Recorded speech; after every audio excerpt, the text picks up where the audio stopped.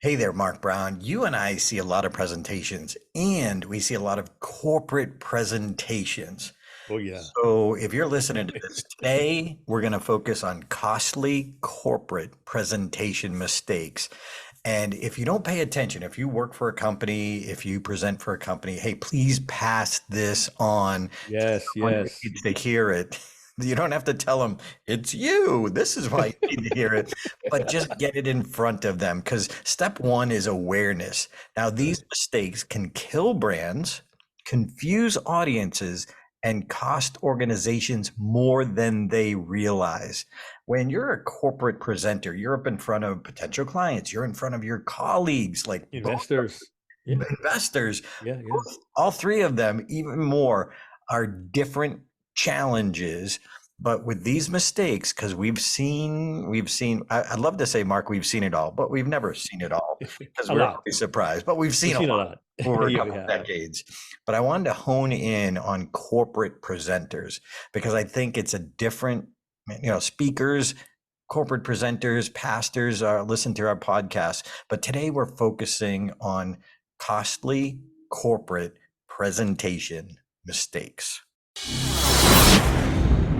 Anyone can give a presentation. Few deliver unforgettable presentations. What's the difference? You're about to find out. Welcome to the Unforgettable Presentations Podcast with your hosts, world champion speakers and coaches Mark Brown. Your life tells a story, and there's someone out there who needs to hear it. And Darren LaCroix. Stage time, stage time, stage time. Ready for some powerful presentation ahas? Let's dive right in.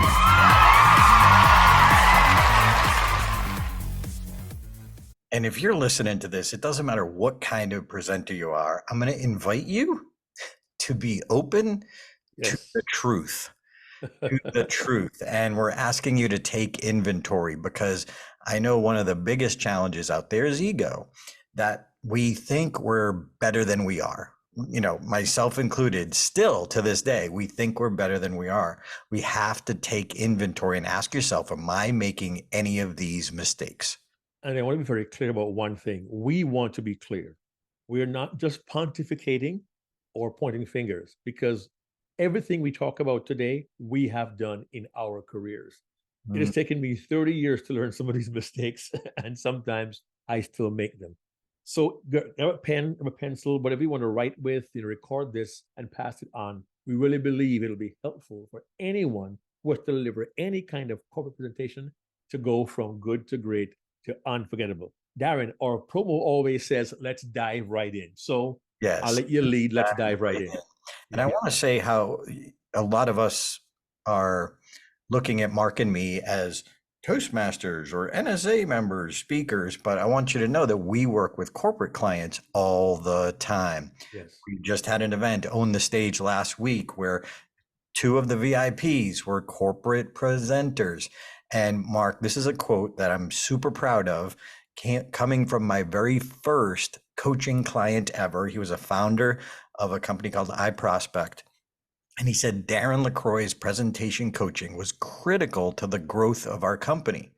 Whether one of our executives spoke at an industry event or the account managers presented to a new client, they worked with Darren first. See, he got the importance because when you're in front of an audience, you're multiplying your effect. And in 5 minutes, I hate to say this, but in 5 minutes, you can kill your reputation. Less than that. Less than that. Fair enough.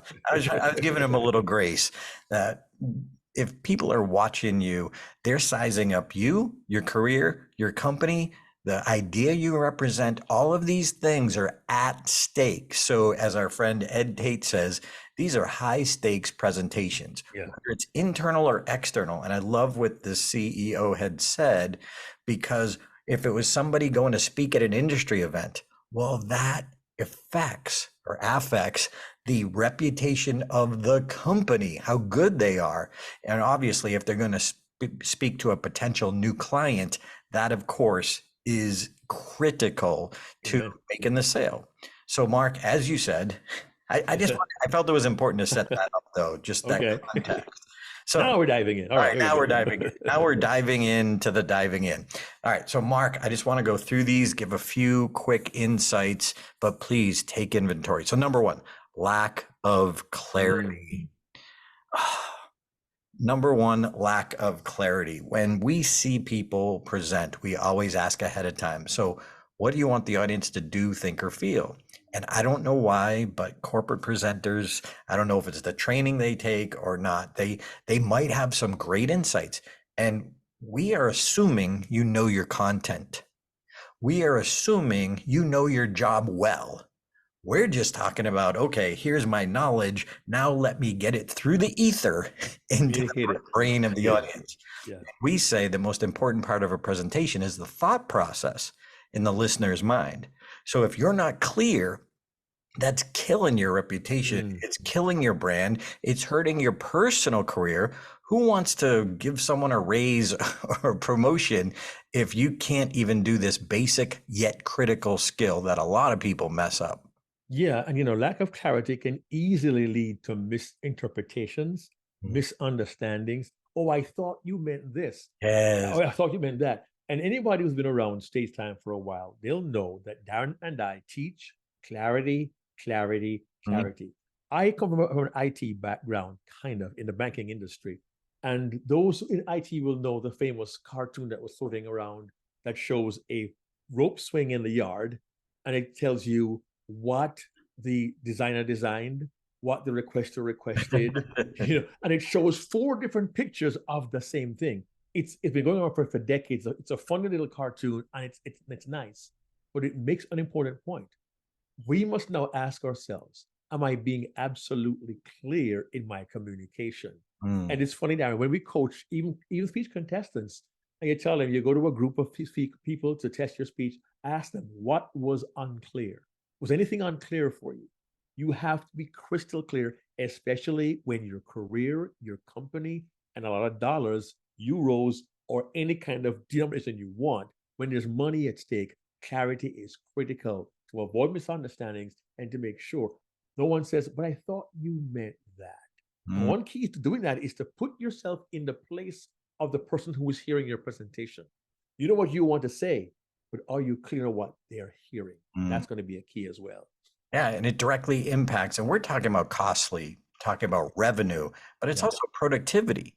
If you're not clear, if you deliver a simple basic presentation about the new 401k plan and why we're switching companies, if we don't get that the old company was going to be a bigger problem down the road, if we're not clear on that, then we're crossing our arms like, oh, they're just trying to save money. But it's in our clarity. And if we don't know at the end, okay, here's what you need to know. You need to fill out this form by such and such a date. Like, you've got to be that clear. Why? Because everybody's monkey minds are going all over places. They're worried about the email, the phone call they could be missing right now. So it is critical to make sure we have clarity. Great. All right. Number two, poor delivery. Oh, now it's funny because we say poor delivery. We think, well, you're a corporate presenter, you're gonna present, but not everyone who presents is a professional. Not everyone, and sometimes, honestly, some professionals they're bang up okay, they're bang up average as presenters. We know this to be true, but your delivery can literally close people down if it's not delivered in a way that's engaging, where the audience feels you're talking to them. If you're just talking about blah blah blah, you don't want to sound. For North Americans, you'll get this. You don't want to sound like Charlie Brown's teacher in Peanuts. Wah, wah, wah, wah, wah, wah, wah, wah, wah, wah, wah, wah, wah. Deliver with clarity, with confidence, be assured of your content. And sometimes poor delivery comes from poor preparation. Be aware of that, please. And the challenge too is that it's on the slide. They can read it on the slide. And so poor delivery is reading your own slides. And by the way, there's way too much text on them. So they're reading it ahead of you, like the delivery. The delivery is about sincere, authentic connection.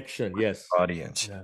And you can't discount the importance of this based on what you're trying to get across. Mm. So critical, so important. Uh, just don't take this for granted. Poor delivery. Now, you could be tired. You could have too much Yeah. caffeine, and now you're jacked up. Well, that's poor delivery. Or Mark, we've seen it before where somebody's high energy, but they're high energy the whole The time, whole time. Yeah, and it monotonous. gets boring. And that too, even though enthusiasm is present, it's too much of the same pace all the time. So as we say, and Patricia Fripp taught us, the biggest enemy is sameness, and that's connected to delivery. And you know, it's unfair to say this, but in my experience, humans are humans. What? And sometimes if the delivery is too boring, that can be interpreted, depending on the circumstance, as that's not somebody I want to work with. I Mm. don't believe I can be a partner to them. I don't get their vibe. I don't get what you know. And if you're thinking about your style, your delivery, oh, those too many slides. You're gonna read the whole slide, and I've been harsh. I said, listen, if you're gonna all you're gonna do is read your slide, why do I need you? I know it sounds harsh, but I asked my clients that if I'm gonna read your slides, why do I need you? Mm. Because they want to hear from you, and your delivery must also come from an engaging approach to every audience you face, especially you're trying to generate money, do fundraising, or get investors to involved in what you want to do. Your delivery has to be engaged enough to keep their interest and attention. I learned this, Darren, at the highest levels. Corporate officers don't have time to sift through boring. They have a 10-minute window. What you got for me in 10 minutes to make me buy? I'm being really honest here. It sounds tough, but where money's at stake, we've got to make sure our delivery is crisp, clean, tight, engaging, and giving their audience a reason to lean in and hear what you have to say. Yes, delivery matters. And it also, Mark, could come across as you don't care Right. Yeah. Uncaring. Yeah. and uncaring, which, okay, why do I want to work with this person? Okay, that person's not going to get promoted. Okay, why should I go out of my way to help them? They don't even care. So it affects productivity, it affects bottom line. So, Mark, I'm going to spice up our delivery where we go to number 3. Hey. Absence of a powerful story. Listen up. Nice delivery there, Darren. Nice Thank you element very change. much. I like that. We gotta take a dose of our own medicine. So yes, the absence of a powerful story. And the reason we bring this up in a corporate presentation is because most speakers and presenters know they need a good story. Most corporate presenters don't think a personal story can make a business point. Yeah. And it can be the most transformational part of your presentation. It's the part that brings life. We forget that the suits in front of you, the high-level executives in front of you, well, guess what? They have pets, they have kids, they have family with their spouse. So even though it may be a little different, the bottom line is they're still human. And a powerful story can bring home or set up or drive home this point in this new perspective, which is the reason you're there, the thought or the idea that you're selling. Absence of a powerful story. And very quickly, Darren, I had a client once who told me, well, I talk to C-level executives. They're CIO, CFO, COO. I can't tell a personal story. And I told him, remove the acronyms after their names to get a human being. And here's the cool part. If in your delivery, point mistake number 2, you can find a way to connect your personal story to the power of your message, then they see you not simply as someone delivering corporate data, but as a human being who understands the power of the data, the connectivity of the data, and the relevance of the data to your audience, to their clients, to their stakeholders, or the people with whom they do business. And a powerful story that connects your content and context to your audience will give you an advantage. And sometimes your presentation is competitive. What makes you different? What makes you stand out? There are different scenarios here. But look, since time immemorial, we have been listening to, wanting, and craving stories. Kids at night want a story at bedtime. We find digs in archaeology. They have stories in drawings on the walls. Stories drive our lives. Stories are engaging, and a well-told story in the right way, properly connected and linked to your message, can be the tool that makes the difference for your audience. All right, number 4, data overload. Mm, Too many facts and figures, industry lingo out of context, or the person in front of you may not be from that industry or from that part of division of your company if it's internal. If we use too much lingo that our audiences may or may not be familiar with, that is going to check them out. As soon as they check out, they're leaning back, they're picking up their phones, checking Yep. text, checking email on their phones. We cannot afford in the corporate world to lose our audience, even for a minute, even for seconds. As soon as they do, they're out, and it's almost impossible to bring them back. I love what our friend Ed Tate says. He says, our job is to take the numbers and turn them back into people. mm. And So- that's the connection between three and four, the Mhm. powerful story and the data. And Mhm. I know, I hate to say this, but I'm aware some people who are not that powerful a presenter, they will quote unquote hide behind the data, the facts, the stats, the figures on their slides because they know you're safe. If I just show the slide and they get the data, I'm off the hook. I'm not required to be that good of a presenter. I say the nay. I offer you an alternative. Rely less upon the data. Make the data mean something with the story, link number 3 and number 4, but also give yourself the opportunity to let your personality come through. Yes, data is important, but what is the connection of the data to the experience of your audience? And sometimes a story in that way and mixing the data with the experience is exactly the combination that works well to win over your audience. And Mark and I love working with corporate clients because um, they're not beginners. They're already confident. They know their business. They know what they're trying to get across. They're just not doing it effectively. Right. So it allows Mark and I to go deeper because they have some confidence. And wherever you're at, it's okay, but get some insights, get some coaching. And Mark, you and I always have a term that we talk about, especially in the corporate world. Don't give a case study, deliver a case story. Story, yeah. And when I was working with iProspect, my first coaching client, this is back in 2001, I remember when I would sit there and they would hold up a slide or show a slide and there's all these facts and figures and numbers and data on there. I would cross my arms, lean back and say, okay, defend your slide. What is the one point this slide is making? And inevitably, well, I get it. Yeah. So getting into the habit of looking at each slide and saying, okay, what's the one point?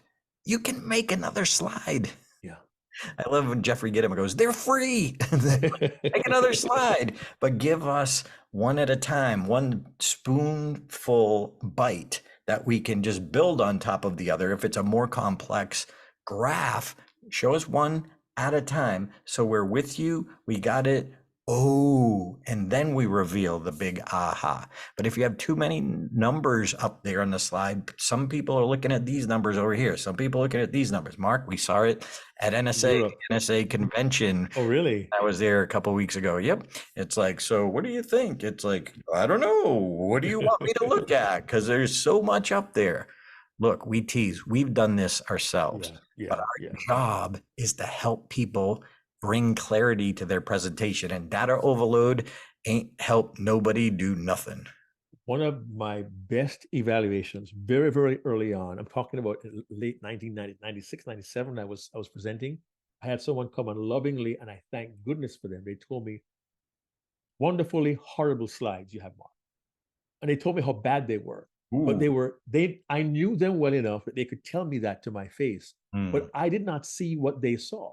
And very often when it comes to data information, we love our data, our information, our research. We did all the work. We have all the information right here, and boom. And what we see and comprehend with our expertise may be, whoa, mental overload for someone in your audience. And by simplifying, you aren't insulting their intelligence. You're going back to point number 1, offering clarity. And when you present and you use data in your presentation. Mark, I remember when marketing expert Kathy Armias looked at my slides and told me the truth. oh, it was painful. But I had to step back and take a true hard look. And now it's so easy to see. It's like once you've been enlightened, no. Once you've been enlightened, you can't not see it. So here's one quick ask for you regarding your data. Ask yourself, what will my audience see when they see my slides? How will they interpret that? Are they comprehensible, or do I need to change something? Even if you've done it that way for years or decades, ask the question, will my audience truly understand this? And maybe they will, but if they won't, you need to make sure your data is not overwhelming. All right, That's number 5. 4. Costly mistake number 5, lack of audience engagement. Yeah. And I see this with high-level executives, especially because they think, well, because I'm this person and I have this title that they should listen. Yes, they'll give you a little grace. And Mark, I remember when I heard an interview with Robin Williams saying, because he was so famous, that everyone would lean in. And he said, yeah, when you're famous, you get an extra minute or two before, if you're boring, they're going to check you out. So yes, you do get that openness because of your title, or in this case, in Robin Williams' case, because he was so famous.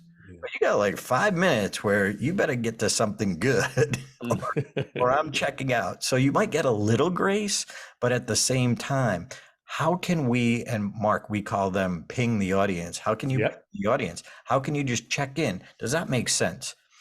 Can you see what I'm doing here? And sincerely ask the audience, does that make sense? As opposed to, no, does that make sense? Did you see what we're showing you here? And if you're not sincerely engaging, now, of course, when we're talking Zoom presentations or meetup presentations or Google Meets, like you and I have to be more engaging because we're competing with the background insights, sounds, smells, issues in the background. So we have to be more engaging. So that's why we say about 3 times more slides in a virtual presentation as opposed to a live presentation. However, we still need to engage. We still need to use that you-focused language, check in and engage the brain of the listener. Our job is to convince the jury in the mind of the audience of our point. And there's one thought I want to share as well. I'd like to share. Well, I'm going to share it anyway, whether you want, like it or not. One of the ways I do that, Darren, we talk about pinging the audience, is to check in with them. But review your presentation and ask this question. Are there any places in my presentation where I can change a statement into a question? For example, you could make a statement and then say, would you, rather than saying, 45% of the people in this industry are a year late in what they're doing. You could say, would you agree that 45% of the people in our industry are late in responding to this particular need? You've taken a statement, 45% are late. And you ask, would you agree that 45% are late? It's a rhetorical question, but the audience hears a question and in their minds, they begin to answer. That's one simple way to engage. Selectively decide, where can I take a statement, turn it into a question, and give the audience a chance to nod their heads or respond. Because just a simple head nod, an aha, a poke a neighbor is telling you your audience is engaged. And very often we have the information, we have the authority, we'll therefore disseminate and share the information. But yes, your audience needs to engage with you as well. So think about not just delivering a presentation, but having an interaction with your audience as well. When I was working with my client, the iProspect, which is a search engine optimization company, one of the things that we developed together was to ask them about what the search engine landscape is. So we're talking about market share because they're going to help them be found on the different search engines of that time, of this time. And so we would have them ask, who's number one? Well, Google is number one. But then we train them to ask, who is second and third? And would that give you more search results to your site than if they were found in Google? Now the audience went, So they could have just showed the market share slide, but instead we intrigued them to engage their audience to think and realize what's the importance. Just because you are found on number one Google, well, how much does that matter if we could be found on number 2, 3, 4, and 5? How much do they count? And obviously it's changing a little all the time, but it's their job to do that. But instead of just telling them, like you're saying, we ask them to try and engage, and we know the answer. But most importantly, we don't want to give up the answer. We want to get them to think. So number 5, again, lack of audience engagement. Let's keep it moving, Mark. Number 6, time management issues. Wow. Yeah. Oh, man. I learned early on, respect your audience's time. Don't ramble on and on and on. It just leaves a bad taste in people's mouths. And like I said earlier, in my experience, very often corporate executives don't have a lot of time to do on the front end, on the back end for la la la la weather and all, and prepare your presentation. If you know you've got a 10-minute window, don't bring a 17-minute presentation. We have to be respectful of the time that people are investing to spend with us, particularly on a busy day in a corporate environment. That can be, you can really damage yourself by not respecting the time of the people you're working with. Yeah. How do you feel as an audience member if somebody was asking for 60 minutes and then at 60 minutes you can see they have 2 or 3 more points? Well, what's the thought process in your mind as the listener? Well, they didn't take the time to know their presentation. Well, there's 2 more points. Well, I have to go to a lunch meeting in just a couple minutes. Da, da, da, da, da, and da, da, da, da. Just even if your content's good, their time is more critical. So we're not respecting the audience when we don't walk through the presentation several times ourselves, knowing, full well knowing that if there's an audience question, that's going to take more time.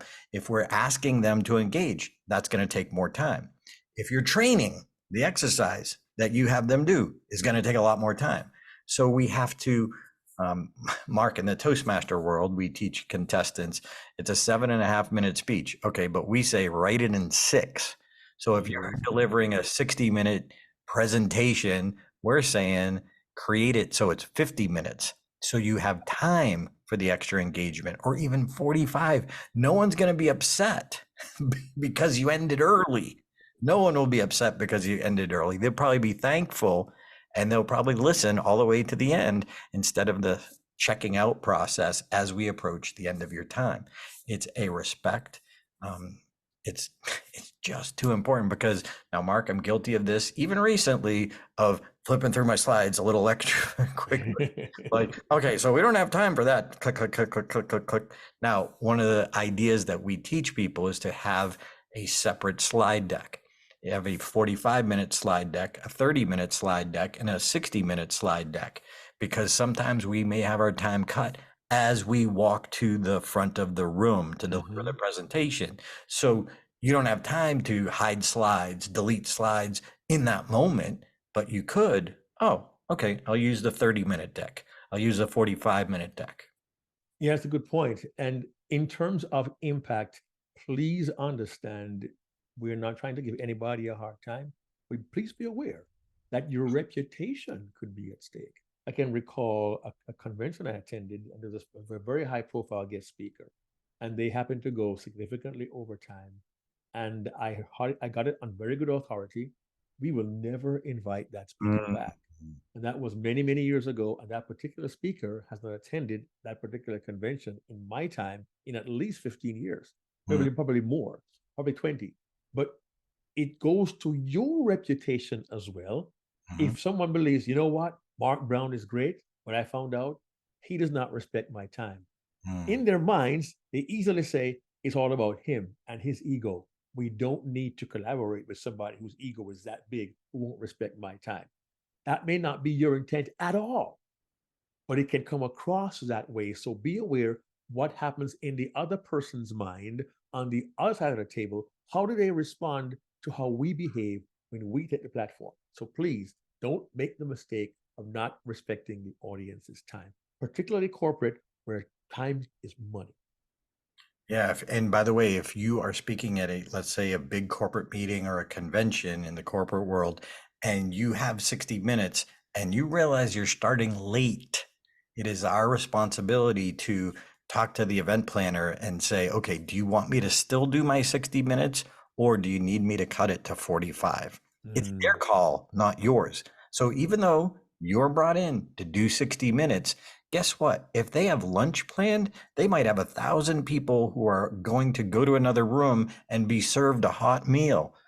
And these people saw on the agenda that yeah. they're going to lunch at noon. So you are up against something big. So here's what you need to do is address it. You might talk to the event planner, but now you need to tell the audience right up front, hey, we're a little behind time. I was asked to do my full 60 minutes, but I just want to let you know that they're going to serve lunch at 12:15 rather than noon. Mm, Now mm. you've relaxed them. You haven't created this other issue by saying nothing, but starting late. So time management issues, always a concern. All right, number 7, failure to address audience needs. What a segue, Darren. What a segue. We need to eat at 12 o'clock. Let us know what the story is. That's true. But failing to address an audience needs, it's easy for us as an expert to know what we know well. I'm going to tell you what I know you need to hear from me. But is it possible that sometimes the audience has expectations? I think probably every time they do when they come hear you, Mm. and you have a responsibility to make sure we meet their need effectively. And one thought very quickly, Darren, is if I ask, how can I best serve my audience? That mindset going into a presentation will help you to think more carefully. I have all this knowledge, all this expertise, all this information, but how do I best serve my audience in the way that I deliver this information? Yeah, we may know our content, but it's our responsibility to connect to their world. Hmm. So each time we've got to say, okay, what does this audience need? So, well, it's a group of managers. Well, it's actually my superiors, our supervisors. Okay, what do they need? Supervisors need things different from managers. And if it's a mixed group, okay, look, so what I'm saying, if you're a manager, da da da da da. If you're a C-suite executive, da da da da. So we need to acknowledge and deliver what they need based on your content. And that can be more challenging sometimes, but it's our responsibility to meet their needs and address their needs. And funny enough, Darren, I would remember doing a corporate presentation. Was for a particular industry, and the organization I was dealing with the CEO of the company, president, and I didn't hear from him before the event. I was going to get there in 2 days. Didn't hear from him. I arrived at the event and I met my contact, and they told me, "Oh, by the way, the CEO was let go 2 days ago." Oh, Yeah, it's happened to me. So now I'm here at this corporate event to be the inspirational, motivational speaker to address a topic the CEO and I had agreed to talk about. hmm. I had to invest some time really to figure out now what is the best way to navigate the situation, to be aware of what they're feeling, what they're going through as an organization, and how my content can best serve them. It's easy for us as presenters to come with what we know. We may call it the back pocket speech. We prepared, we planned, and we're ready. But something happens within the organization that may require us to make adjustments almost on the fly at times. But if I come with my blinders on, I brought this, I'm going to deliver this, and show no sign of any sensitivity to what the audience needs, that's a huge mistake on my part. So we have to be aware, what does the audience need that I have to offer? Not what I offer first, but what do they need first, and make sure I meet that need not only with my presentation, but by bringing who I am to that presentation. So they get to know me, my heart, my message, and that could really build a strong relationship. That's why it's important to sit in on the previous presenters, the preceding presenters, excuse me, who present before you, because if you listen to them, what they say may tie into your message, but it also might help you have awareness of what else they need.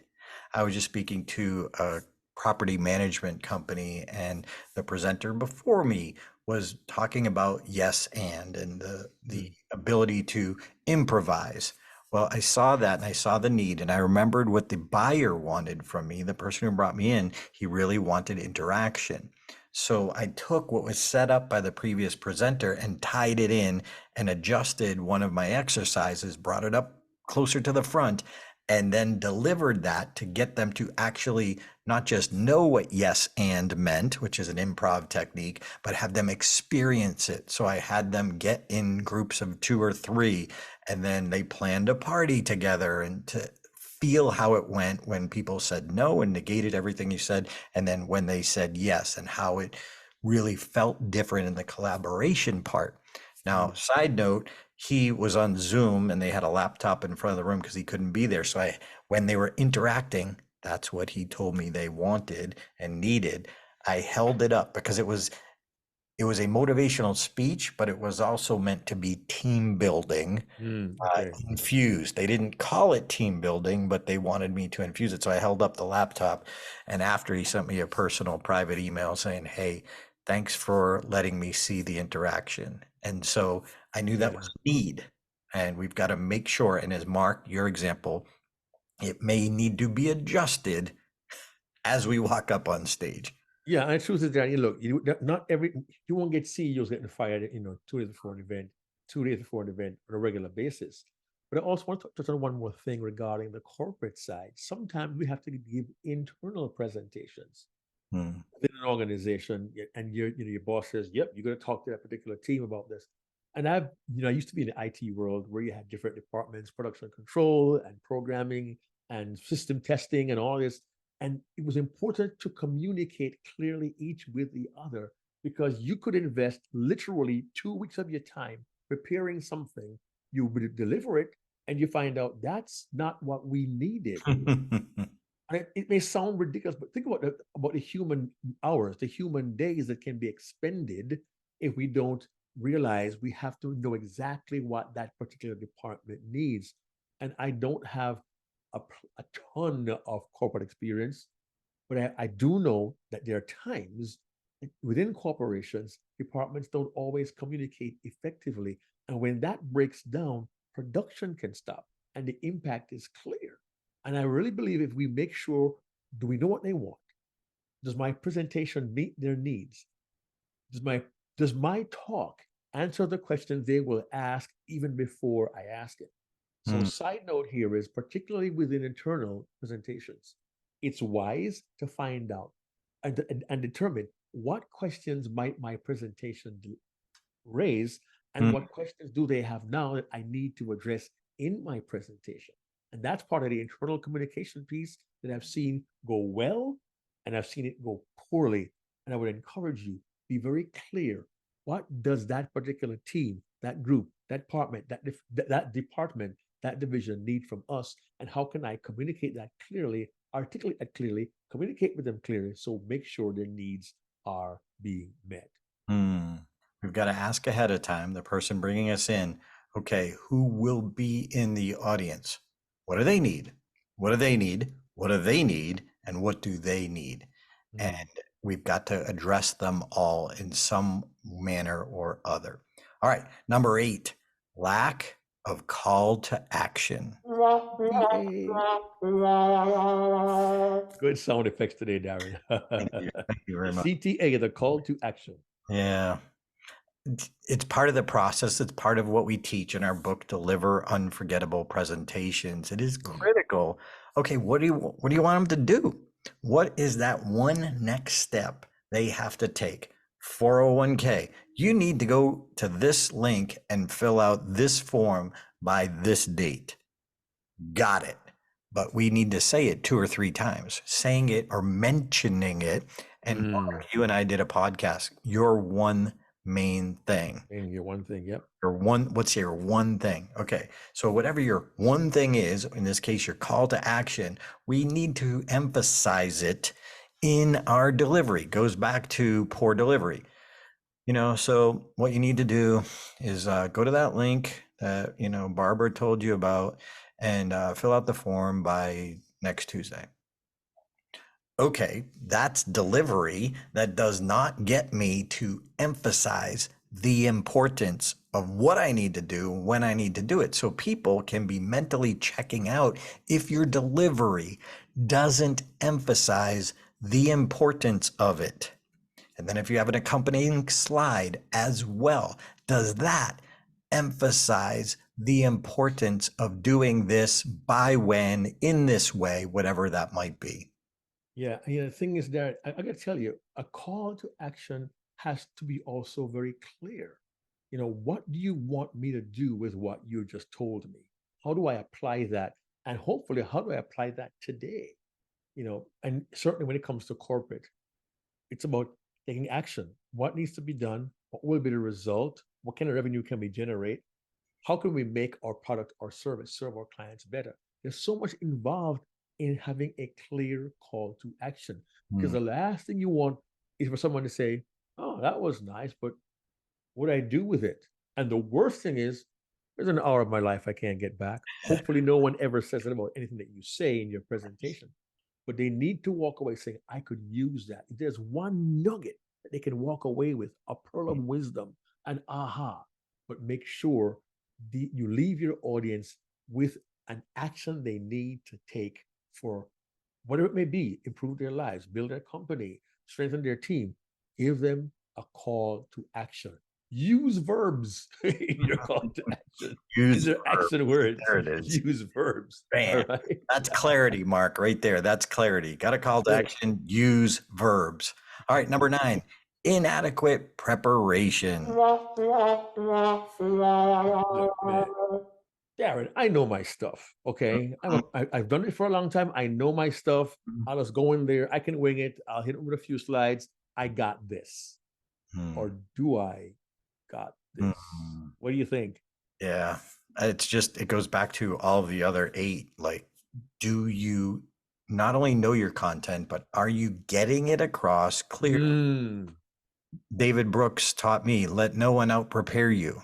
Let no one out prepare you. But understand this, that those 5, 10, 15 hours you put into preparation, if you divide it by the number of people you're presenting to, is not that much time. Here's the cool part. If you deliver it well, that is multiplied by the number of people who are in your audience. Look at, yes, it's time. Yes, you have other things to do, but yes, you have these free few moments, whether it's 30 minutes, 20 minutes, 18 minutes, 60 minutes. You have that specified amount of time. You've got to put in the energy and effort, because this isn't just that one presentation. This is whether you get a promotion, whether you get a raise, whether the company lands the deal. There is so much in on it. Just because you can without a lot of preparation does not mean you should.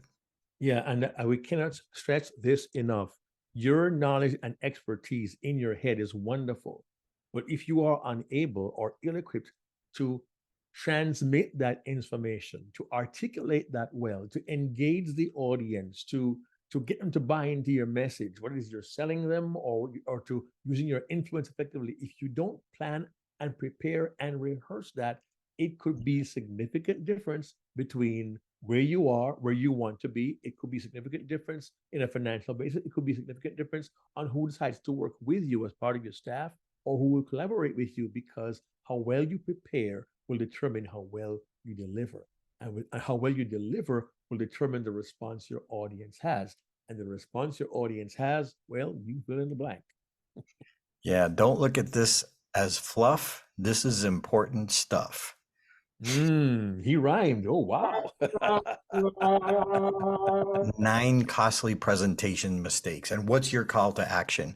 Look, if you work at a company, if you deliver corporate presentations, find that coach, find that class. And look, a master class is great to take. We do that. Find one, but be a sponge and not only know how to overcompensate these basic mistakes, but know how to truly be unforgettable.